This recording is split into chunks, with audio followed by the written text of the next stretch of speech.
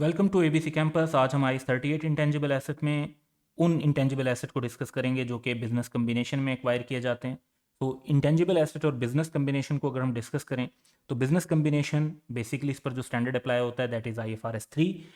So when a company or the acquirer buys a controlling interest in another company, जिसे हम acquiree कहेंगे, तो जो एक्वायर कर रहा है वो एक्वायरर और जिसमें इंटरेस्ट एक्वायर किया जा रहा है वो एक्वायरी, तो ये एक कंट्रोलिंग इंटरेस्ट हो। ये नहीं कि जस्ट 5% शेयर्स ले लिए हैं तो वो इतना इंटरेस्ट जिससे उस बिजनेस का कंट्रोल आपके पास आ जाए। तो अगर इतना इंटरेस्ट एक्वायर कर लिया जाता है तो that is called business combination. और फिर कंसोलिडेटेड फाइनेंशियल स्टेटमेंट्स बनती हैं जो कि एक्वायरर ने बनानी होती हैं, जिसे हम पेरेंट एंटिटी भी कह सकते हैं। सो एक्विजिशन ऑफ इंटेंजिबल एसेट जो है वो बिजनेस कम्बिनेशन में कैसे डील होती है, तो कॉस्ट ऑफ इंटेंजिबल एसेट होगी उसकी fair value at the date of acquisition. तो जिस दिन आपने बिजनेस को एक्वायर किया उस दिन जो उस एसेट की फेयर वैल्यू है वो उस इंटेंजिबल एसेट की कॉस्ट कंसीडर की जाएगी। अब fair value of intangible asset जो है वो ये रिफ्लेक्ट करती है कि इकोनॉमिक बेनिफिट ऑब्वियस हैं कि हमें मिलेंगे, क्योंकि अगर आप एक एसेट की फेयर वैल्यू डिटरमिन कर सकते हैं तो ये रिफ्लेक्ट कर रहा है मार्केट पार्टिसिपेंट्स की एक्सपेक्टेशंस को कि वो ये समझते हैं कि उस एसेट से फ्यूचर इकोनॉमिक बेनिफिट जनरेट होने हैं। इसी तरह जब एक एसेट एक्वायर किया जाता है बिजनेस कम्बिनेशन में और वो सेपरेबल भी है, यानी वो कॉन्ट्रेक्चुअल या अदर लीगल राइट से अराइज हो रहा है या वैसे सेपरेबल है, तो ये भी सफिशेंट इंफॉर्मेशन है कि उसकी फेयर वैल्यू रिलायबली मैयर की जा सकती है। इस तरह से रिलायबल मैयरमेंट का क्राइटेरिया भी मीट हो जाता है। तो जो एसेट के दो क्राइटेरिया हैं कि फ्यूचर इकोनॉमिक बेनिफिट जनरेट हों, ये प्रोबेबल होना चाहिए, और रिलायबल मैयरमेंट होनी चाहिए, तो रिकग्निशन क्राइटेरिया इसमें इस तरीके से मीट हो जाता है। अब एक्वायर्ड इन बिजनेस कम्बिनेशन में अगर हम देखते हैं तो इवन इफ एक ऐसा इंटेंजिबल एसेट जो सब्सिडरी कंपनी यानी जो एक्वायरी है उन्होंने रिकग्नाइज नहीं किया था, वो मे बी इसलिए ना रिकग्नाइज किया हो क्योंकि वो इंटरनली जनरेटेड ब्रांड है या इंटरनली जनरेटेड कोई एसेट है, तो वो स्टिल रिकग्नाइज हो सकता है। गुडविल के अलावा भी गुडविल भी रिकग्नाइज हो सकती है, गुडविल के अलावा भी consolidated financial statement of parent में रिकग्नाइज हो सकता है। अब इस कॉन्सेप्ट को हम एक एग्जाम्पल से रिफ्लेक्ट करते हैं। Art Limited buys 100% of Craft Limited, यानी कंट्रोलिंग इंटरेस्ट एक्वायर कर लिया। क्राफ्ट लिमिटेड जो एक्वायरी है own the famous brand that it launched several years ago. The fair value of brand has been estimated at rupees 12 million at acquisition date. तो अब यहाँ हमारे पास जो 12 मिलियन की ब्रांड है इसकी रिकग्निशन को अगर हम डिस्कस करते हैं तो क्या पोजीशन बनेगी।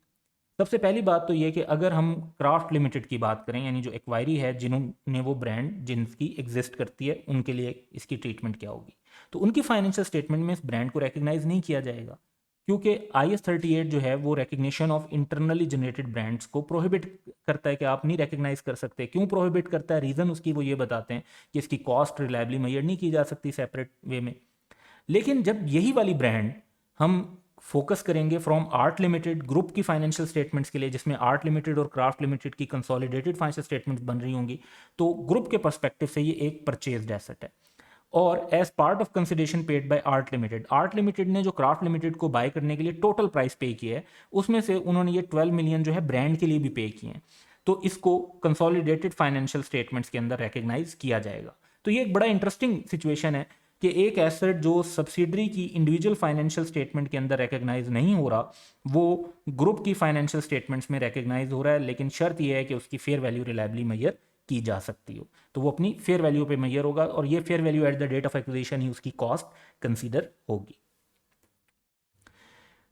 स्पेसिफिकली अब हम फोकस करेंगे in process research and development project पे। एक्वायरी का in process research and development project, यानी जिस बिजनेस को हमने एक्वायर किया है उसमें कोई research and development project already चल रहा था। तो this means that the acquirer recognizes as an asset separately from goodwill. Acquirer record करेगा in process research and development project of acquiree if the project meets the definition of intangible asset.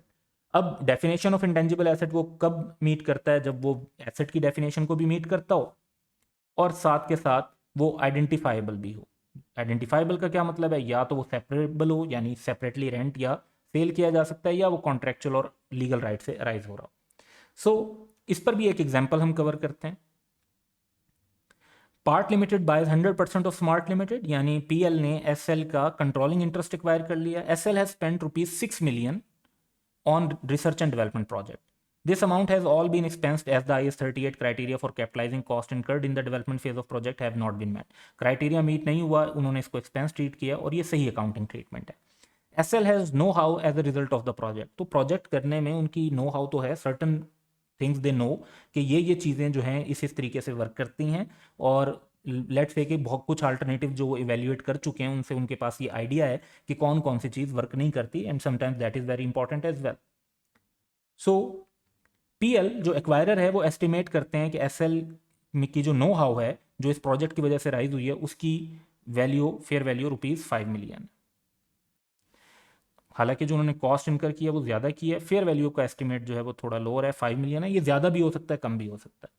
Requirement ये है कि हमने accounting treatment discuss करनी है. अब SL की financial statement में तो जो उन्होंने अकाउंटिंग ट्रीटमेंट की हुई है वो बिल्कुल ठीक है कि उन्होंने इन प्रोसेस रिसर्च एंड डेवलपमेंट को रिकग्नाइज नहीं किया क्योंकि वो क्राइटेरिया मीट नहीं कर रहा और इंटरनली जनरेटेड एसेट है आपका. लेकिन ग्रुप पॉइंट ऑफ व्यू से देखेंगे तो थोड़ा सा स्कोप जो है वो हमारा चेंज यहाँ पर होगा. ग्रुप पर्सपेक्टिव से देखें तो फेयर वैल्यू रिलायबली मेजर हो सकती है, और वो 5 मिलियन की फेयर वैल्यू है. इसका मतलब है कि इससे हमें इकोनॉमिक बेनिफिट्स भी आने हैं और इसकी जो अमाउंट है 5 मिलियन की वो भी रिलायबली हम मेजर कर सकते हैं. फिर ये कि एक सेपरेबल प्रोजेक्ट है क्योंकि ये अलग से वो नो हाउ है जो एसएल के पास है.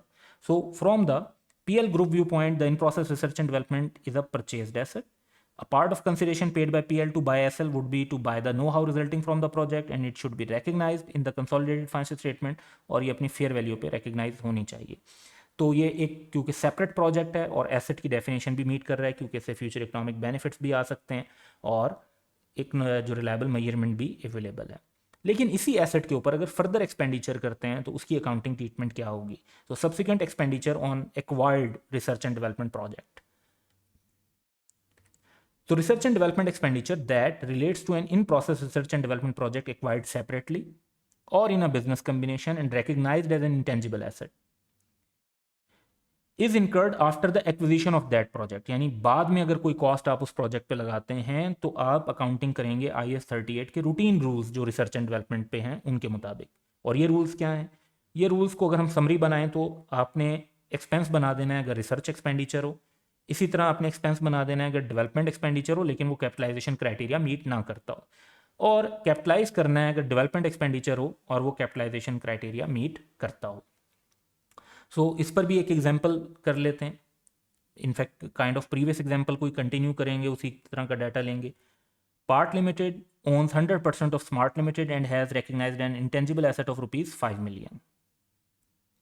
As a result of the acquisition of SL has spent further $2 million on research and development project since the date of acquisition. This amount has all been expensed as the IS 38 criteria for capitalizing cost incurred in the development phase of a project have not been met. तो अभी भी जो criteria वो meet नहीं हुआ तो उन्होंने इसको भी एक्सपेंस के तौर पे ट्रीट कर दिया और ये IS 38 के मुताबिक उनकी करेक्ट ट्रीटमेंट है. हमने अकाउंटिंग ट्रीटमेंट डिस्कस करनी है. तो एसएल की फाइनेंशियल स्टेटमेंट में अगर हम बात करते हैं तो ये 2 मिलियन जो है एक्सपेंस के तौर पर ही रिकग्नाइज होने चाहिए. तो ये जो ट्रीटमेंट उन्होंने की हुई है that is correct. Group perspective से भी देखें तो अब ये already acquired research and development project है तो ग्रुप एंगल से भी यही रूल्स अप्लाई होंगे और ग्रुप पर्सपेक्टिव से भी ये 2 मिलियन जो है एक्सपेंस ही रिकग्नाइज होगा क्योंकि अभी तक जो कैपिटलाइजेशन का क्राइटेरिया है वो मीट नहीं हो रहा. सो ये हमारा जो अंडरस्टैंडिंग थी अबाउट ऐसे इंटेंजिबल एसेट की जो हम एक्वायर करते हैं इन अ बिजनेस कम्बिनेशन.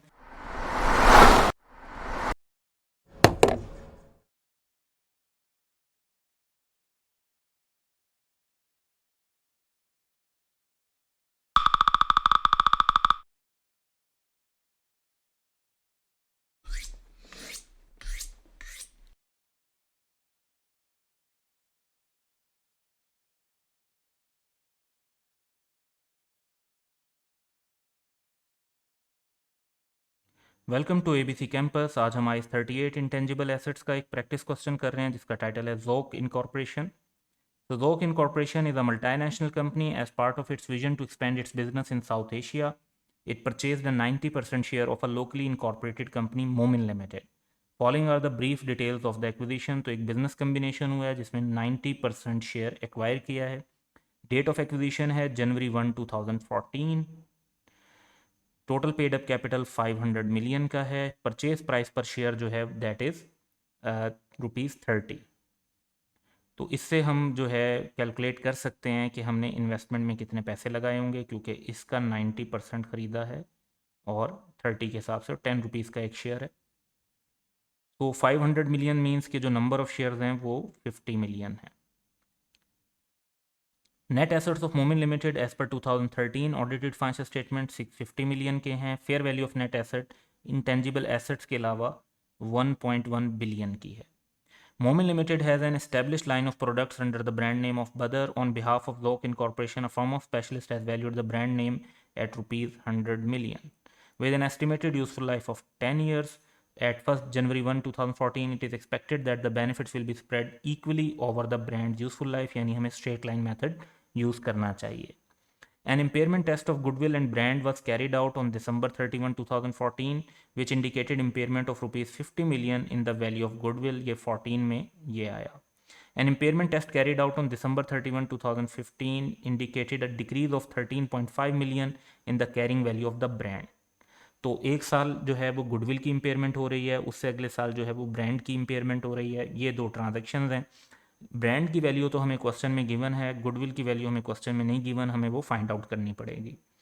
सो पहले हम ज़रा यहाँ पर गुडविल की वैल्यू फाइंड आउट कर लेते हैं, ताकि आगे जो कैलकुलेशन हमें करनी पड़े उसमें हमें आसानी रहे. तो सबसे पहले हम देखते हैं कि हमने जो इन्वेस्टमेंट की है, हमने 50 मिलियन शेयर्स टोटल हैं उस कंपनी के, हमने उसके 90% खरीदे हैं और उसमें हमने 30 रुपीज़ पर शेयर की पेमेंट की है. तो हम कैलकुलेट करते हैं कि हमारी परचेज प्राइस जो है दैट इज़ 50 मिलियन शेयर्स का 90%, यानी हमने 45 मिलियन शेयर्स खरीदे और एक शेयर के लिए 30 रुपीज़ दिए. तो हमने टोटल जो है 1.35 बिलियन रुपीज़ की पेमेंट की टोटल. इसके बाद हमें इसके अगेंस्ट जो नेट एसेट एक्वायर्ड हुए हैं उनका शेयर क्या बनता है वो कैलकुलेट करेंगे. सो एक तो ये अमाउंट हमें दी हुई है 1.1 बिलियन, इसका 90% कैलकुलेट करते हैं तो 990 मिलियन के तो ये शेयर्स हो गए. और एक 100 मिलियन की जो ब्रांड है ये फेयर वैल्यू हमें दी हुई है, तो इसमें भी हमारा 90% शेयर होगा 100 मिलियन में, तो दैट इज़ 90 मिलियन. तो ये दोनों अमाउंट्स जो एसेट्स हमने एक्वायर किए हैं इनको लेस करते हैं, तो हमारे पास एज अ डिफरेंस गुडविल की वैल्यू आ जाएगी दैट इज़ 270 मिलियन. तो हमें 270 मिलियन पर गुडविल रिकॉर्ड करनी है और 100 मिलियन पे ब्रांड रिकॉर्ड करनी है. अब क्वेश्चन की रिक्वायरमेंट देखते हैं. तो पहला पार्ट जो है वो इस सिनेरियो से रिलेट नहीं करता, that is what are the requirements of international accounting standard relating to amortization of intangible assets having finite life. तो पहले ज़रा हम इनको डिस्कस कर लेते हैं और उसके बाद सेकेंड पार्ट की तरफ चलेंगे जहाँ पे हमारी कैलकुलेशंस का इम्पैक्ट आएगा. तो पार्ट ए में हम amortisation of intangible assets having finite life को डिस्कस करेंगे. तो सबसे पहला पॉइंट है कि depreciable amount of intangible asset with a finite useful life shall be allocated on systematic basis over it's useful life. बिल्कुल वैसे जैसे हम I-16 में प्रॉपर्टी प्लांट इक्विपमेंट के लिए डील करते हैं. दूसरा ये कि अमोर्टाइजेशन वैसे ही शुरू हो जाएगी जब एसेट अवेलेबल फॉर यूज़ होगा, चाहे वो तब एक्चुअली यूज़ ना हो रहा हो, same as I-16. Amortization shall cease at the earlier of the date that the asset is classified as held for sale. और जब ये एसेट डी रिकग्नाइज हो जाता है, तो अगर आप एसेट को हेल्ड फॉर सेल क्लासीफाई कर देते हैं अंडर IFRS 5, या आप एसेट को डी रिकग्नाइज कर देते हैं फॉर एग्जांपल ऑन डिस्पोजल, तो तब आप उसकी अमोर्टाइजेशन ख़त्म कर देंगे, मजीद अमोर्टाइजेशन चार्ज नहीं होगी. अमोर्टाइजेशन मेथड वो होना चाहिए जो एसेट के पैटर्न को रिफ्लेक्ट करे, जिसमें एसेट से हम इकोनॉमिक बेनिफिट्स कंज्यूम करेगी एंटिटी. तो ये रिक्वायरमेंट है स्टैंडर्ड की. टिपिकली IS-38 में ये भी मेंशन है कि अमोर्टाइजेशन ऑफ इंटेंजिबल एसेट के लिए यूजुअली स्ट्रेट लाइन मेथड ज़्यादा सूटेबल होता है. Amortization charge for each period shall be recognize in statement of profit और लॉस. तो in general statement of profit और लॉस में रिकग्नाइज करते हैं, अनलेस कि उसकी कैपिटलाइजेशन किसी और स्टैंडर्ड में रिक्वायर्ड या परमिटेड हो, तो इन दैट केस. तो ये एक छोटा सा पॉइंट था जिसको हमने थ्योरेटिकली कवर करना था. अब नेक्स्ट पॉइंट की तरफ चलते हैं. तो नेक्स्ट हमारे पास रिक्वायरमेंट है कि prepare the ledger accounts of goodwill and brand. तो ledger account of goodwill and brand बनाना है हमने, और उसमें से पहले हम गुडविल को देखते हैं. तो गुडविल के बारे में जो रेलिवेंट डाटा है, पहले तो हमारी गुडविल राइज हो रही है 270 मिलियन की, फिर December 31, 2014 को उसमें 50 मिलियन की इम्पेयरमेंट हो रही है. सो ये टोटल डाटा है, और हम 2015 के एंड तक चले जाते हैं और January 1, 2014 को ये गुडविल जो थी हमारी राइज हो रही थी.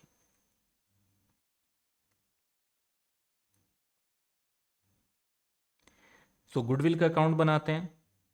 सबसे पहले हमारे पास जो गुडविल अराइज हुई जिसकी हमने वर्किंग बनाई हुई है 270 मिलियन की, और उसके बाद जो इस पे ईयर एंड पर 2014 का जो फर्स्ट हमारा ईयर एंड है उस पर हमारे पास इम्पेयरमेंट लॉस अराइज हो रहा है, क्वेश्चन में बताया हुआ है 50 मिलियन का।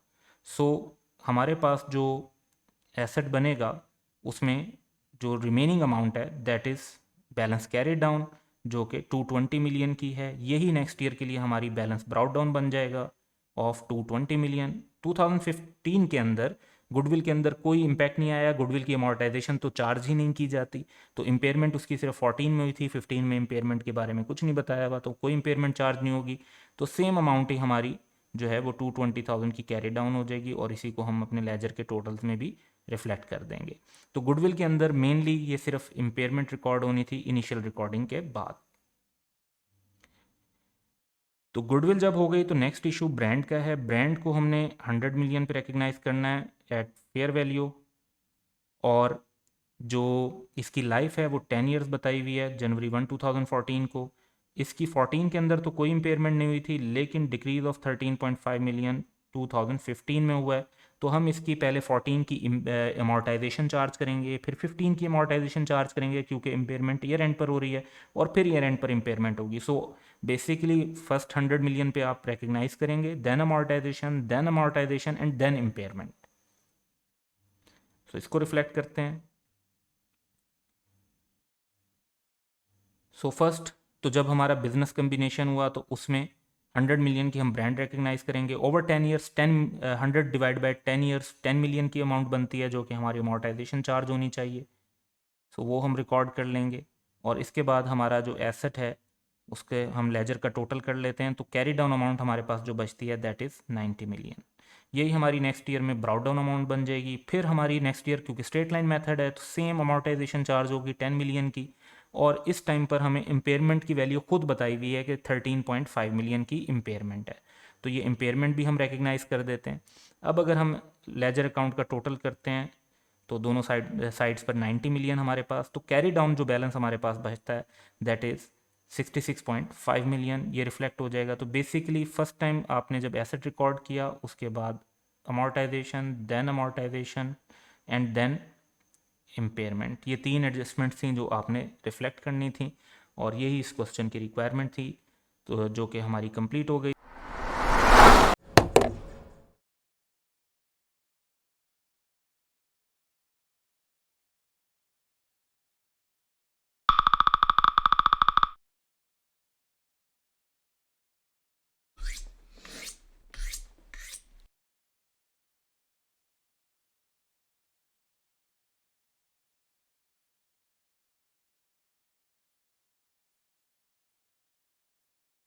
Welcome to ABC campus. आज हम आई 38 इंटेंजिबल एसेट का टॉपिक कवर करेंगे, मेजरमेंट आफ्टर रिकग्निशन। और इसमें सबसे पहले हम देख रहे हैं subsequent measurement which exactly means measurement after recognition. तो इसमें हमें कुछ बातों का ख्याल रखना है। मोस्टली जो चीज़ें हैं वो आई 16 जैसी हैं, और उससे रिलेटेड जो वीडियोज़ हैं उनका लिंक डिस्क्रिप्शन में हम दे रहे हैं। तो आपको जहाँ पर आई 16 से रिलेटेड नॉलेज को रिविजिट करना हो तो आप उन दो वीडियोज़ को देखकर आई 16 से रिलेटेड इन्फॉर्मेशन को कवर कर सकते हैं। तो एक एंटिटी जो है वो दो में से एक पॉलिसी को चूज करती है, cost model which is cost less accumulated amortization and impairment losses, या फिर revaluation model which is fair value at the date of revaluation less any subsequent accumulated amortization and impairment. तो entity इन दो में से किसी एक को अपनी अकाउंटिंग पॉलिसी बनाएगी। लेकिन जो चीज़ डिफरेंट है वो है कि फेयर वैल्यू सिर्फ एक्टिव मार्केट से यूज हो सकती है अंडर IS 38। ये बात IS 16 जैसी नहीं है, it is not same as IS 16। IS 16 में फेयर वैल्यू के लिए कोई रिस्ट्रिक्शन नहीं लगाई गई। फेयर वैल्यू एक्टिव मार्केट की भी हो सकती है, लेस एक्टिव मार्केट, या जिसे आप कह सकते हैं इवन इनएक्टिव मार्केट की भी हो सकती है। कुछ वैल्यूएशन मॉडल्स के थ्रू भी आप फेयर वैल्यू ले सकते हैं। लेकिन IS 38 में रिस्ट्रिक्शन है कि फेयर वैल्यू सिर्फ और सिर्फ एक्टिव मार्केट होगी, एक्टिव मार्केट से ली जाएगी। For the purpose of revaluation under this standard fair value shall be measured by reference to an active market. Active market को बेसिकली डिफाइन किया जाता है एक ऐसी मार्केट जहां पर बायर और सेलर्स अवेलेबल हों, एक जैसी प्रोडक्ट्स या चीज़ें जो आइटम्स हैं वो ट्रेड होते हों, और प्राइसेस पब्लिक को अवेलेबल हों। सो ये एक इंपॉर्टेंट पॉइंट है जिसको आप जहन में रखेंगे। इसके बाद कुछ चीज़ें और, क्लास वाइज एप्लीकेशन ये भी सेम एज I 16 है with one difference. Class wise application में भी यही है कि अगर आप एक इंटेंजिबल एसेट को रिवैल्यू करते हैं तो उस same class of intangible asset में जितने भी दूसरे एसेट्स हैं उनको भी आप रिवैल्यू करेंगे, अनलेस कि आप कहते हैं किसी एक एसेट की एक्टिव मार्केट नहीं है तो फिर उसको उस हिसाब से रिवैल्यू नहीं किया जाएगा। अब अगर कोई एसेट जो है वो रिवैल्यू नहीं हो पाता, हालांकि उसकी ओवरऑल क्लास रिवैल्यू हो रही है लेकिन वो एक सिंगल एसेट रिवैल्यू नहीं हो रहा क्योंकि उसकी एक्टिव मार्केट नहीं है, तो फिर उस एसेट को कॉस्ट मॉडल पर ही रिफ्लेक्ट किया जाएगा। सिमल्टेनियस रिवैल्यूएशन होनी चाहिए, same as IAS 16। Items within a class of intangible assets are revalued simultaneously. ये क्यों किया जाता है? ताकि सिलेक्टिव रिवैल्यूएशन ना हो और ऐसे एसेट रिपोर्ट ना हो रहे हो कि कुछ एसेट रिवैल्यूएशन पर हैं और कुछ एसेट जो है वो कॉस्ट अमाउंट पर रिफ्लेक्ट हो रहे हैं। रिवैल्यूएशन सफिशिएंट रेगुलरिटी से होनी चाहिए, सेम एज IAS 16। ये रूल है कि रिवैल्यूएशन जो है वो इतनी रेगुलरिटी से होनी चाहिए कि कैरिंग अमाउंट एसेट की मटीरियली डिफर ना करती हो, does not material differ from its fair value. Frequency of revaluation भी इसी बात पर डिपेंड करेगी कि फेयर वैल्यू में की वॉलेटिलिटी क्या है। यानी अगर आप समझते हैं कि एक ऐसा एसेट है जिसकी फेयर वैल्यू मुसलसल चेंज होती रहती है तो फिर आपको उस पर हो सकता है एनुअल रिवैल्यूएशन सूटेबल हो, लेकिन अगर एक एसेट ऐसा है जिसकी फेयर वैल्यू में जो है वॉलेटाइल चेंजेस नहीं हो रहे तो फिर आपको उसे बार बार रिवैल्यू करने की ज़रूरत नहीं है और मे बी 3, 5, 7 ईयर्स के बाद एक बार रिवैल्यूएशन इनफ हो। अदर इश्यूज जो रिवैल्यूएशन मॉडल से रिलेटेड हैं वो ये हैं कि आप किन सिचुएशन में रिवैल्यूएशन मॉडल अप्लाई नहीं करते। Revaluation model does not allow revaluation of intangible assets that have not previously been recognized an asset. For example internally generated brand हम recognize नहीं कर सकते एज एन एसेट, तो जब उसे इनिशियली recognize नहीं कर सकते तो उसको बाद में भी रिवैल्यूएशन मॉडल अप्लाई करके रिवैल्यूएशन का गेन और लॉस और सरप्लस रिकॉर्ड नहीं कर सकते। इसी तरीके से वो एसेट्स जो other than cost initially recognize किए जाते हैं तो उनके ऊपर भी रिवैल्यूएशन मॉडल अप्लाई नहीं होगा। फिर रिवैल्यूएशन मॉडल कहाँ अप्लाई हो रहा होगा? रिवैल्यूएशन मॉडल उन एसेट्स पर अप्लाई होगा जो इनिशियली एट कॉस्ट मेजर किए गए हैं, ये इनिशियल मेजरमेंट है एसेट की। लेकिन इसमें कुछ और रूल्स भी हैं कि अगर बाजुकात एक ऐसा एसेट है जिसकी सिर्फ पार्ट ऑफ द कॉस्ट को हमने कैपिटलाइज किया, फॉर एग्जाम्पल एक हमारा डेवलपमेंट एक्सपेंडिचर हुआ, कुछ एक्सपेंडिचर ऐसा था जब तक हमारा कैपिटलाइजेशन क्राइटेरिया मीट नहीं हुआ था हमने उसे एक्सपेंस बना दिया, और फिर हमारा जो बाकी एक्सपेंडिचर हुआ उसमें उस दौरान जो बाकी एक्सपेंडिचर जो हुआ उसमें कैपिटलाइजेशन क्राइटेरिया मीट हो गया था और हमने उसको एसेट बना दिया।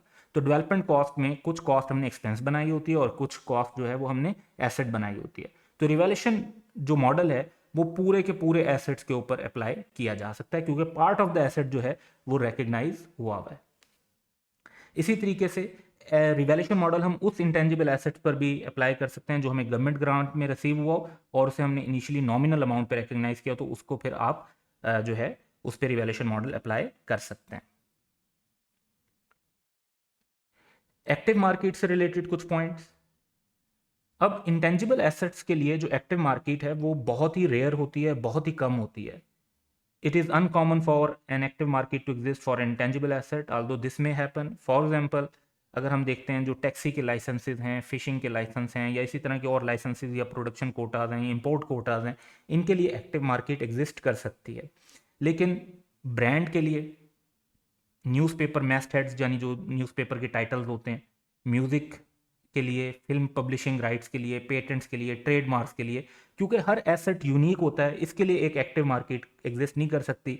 क्योंकि एक्टिव मार्केट की पहली कंडीशन ये है कि वहाँ पर जो आइटम हो वो होमोजेनियस हो, यानी वो सिमिलर नेचर के आइटम्स हो। तो ये तो यूनिक एसेट्स होते हैं ब्रांड के, कॉपीराइट के, ट्रेडमार्क के, पेटेंट के, और इनके ऊपर फिर एक्टिव मार्केट नहीं हो सकती। अब एक्टिव मार्केट क्योंकि इंटेंजिबल एसेट्स के लिए बहुत कम होती है और रिवैल्यूएशन मॉडल के लिए एक्टिव मार्केट की ही शर्त है, तो इसका मतलब है कि रिवैल्यूएशन मॉडल बहुत ही कम अप्लाई हो रहा होगा IAS 38 के साथ और ज़्यादातर कॉस्ट मॉडल ही अप्लाई हो रहा होगा। फिर एक्टिव मार्केट से रिलेटेड फर्दर ये कि बाजुकात हो सकता है कि एक एसेट की पहले एक्टिव मार्केट एग्जिस्ट करती है और वो बाद में डिसअपेयर हो जाए, तो क्या करेंगे? So if the fair value of a revalued intangible asset can no longer be measured by reference to an active market, क्योंकि अब वो active market exist नहीं कर रही, the carrying amount of the asset shall be its revalued amount at the date of last revaluation। जो last revaluation पर आपने revaluation की amount ली थी वही amount जो एक्टिव मार्केट की बेस पर लास्ट टाइम ली थी उसमें से सब्सिक्वेंट एक्यूमुलेटेड अमोर्टाइजेशन और subsequent accumulated impairment loss less कर दें, तो उसी के ऊपर आप उस एसेट को शो करते रहेंगे जब तक कि फिर दोबारा एक्टिव मार्केट अवेलेबल नहीं हो जाती इन केस। और जब ये सिचुएशन होती है कि एक एसेट की पहले एक्टिव मार्केट थी और अब एक्टिव मार्केट नहीं है, तो ये एक इंडिकेशन भी है इंपेयरमेंट के लिए और एसेट को फिर IAS 36 के मुताबिक इंपेयरमेंट के लिए टेस्ट करना चाहिए। अगर ऐसा होता है कि पहले एक्टिव मार्केट डिसअपेयर हो गई थी और बाद में एक्टिव मार्केट दोबारा अवेलेबल हो गई है, तो जब से एक्टिव मार्केट दोबारा अवेलेबल हो गई तब से आप